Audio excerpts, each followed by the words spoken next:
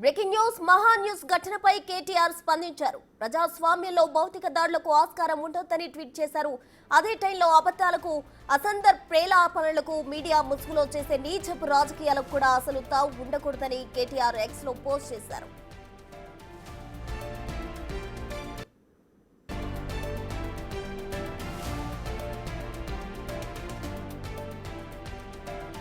BRS cadre చట్టాన్ని నమ్మి ఓపికతో ఉండాలని కోరారు కేటీఆర్. తప్పుడు వార్తలపై కోర్టులను ఆశ్రయిస్తామన్నారు.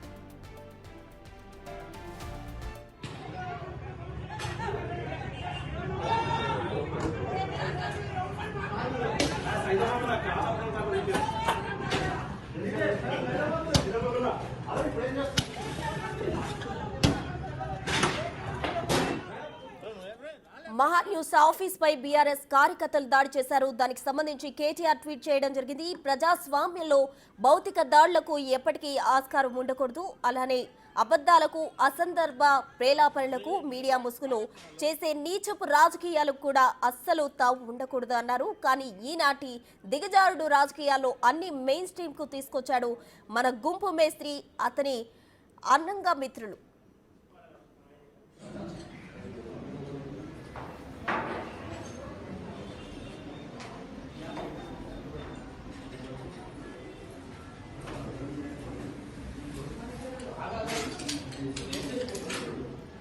మనం బిగ్ టీవీ స్క్రీన్ పై కేటీఆర్ చేసిన ట్వీట్ కూడా చూస్తున్నాం. కేటీఆర్ ట్వీట్ లో ఏముందో ఒకసారి చూద్దాం.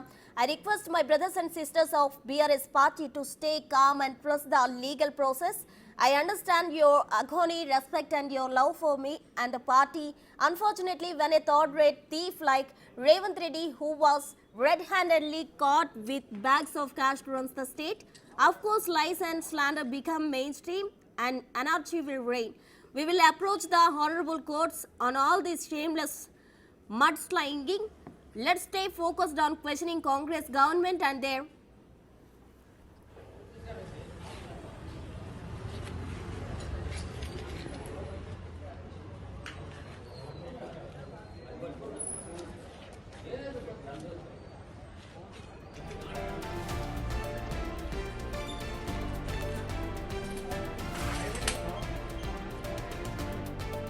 కేటీఆర్ ట్వీట్ లో మనం చూస్తున్నాం. We will approach the honorable courts on this shameless mudslinging. Let's stay focused on questioning Congress government and their 420 promises అని చెప్పి కూడా కేటీఆర్ ట్వీట్ చేయడం జరిగింది. జై తెలంగాణ అంటూ కూడా కేటీఆర్ తన ట్వీట్ ని ఎండ్ చేయడం జరిగింది. మొత్తంగా మహా న్యూస్ పై జరిగిన దాడికి సంబంధించి కూడా తన కార్యకర్తలు కావచ్చు, నేతలు కావచ్చు, తనపై ప్రేమ తనకు అర్థమవుతుంది.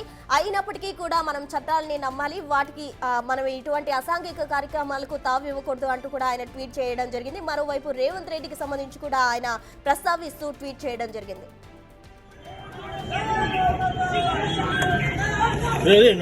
రాలేదు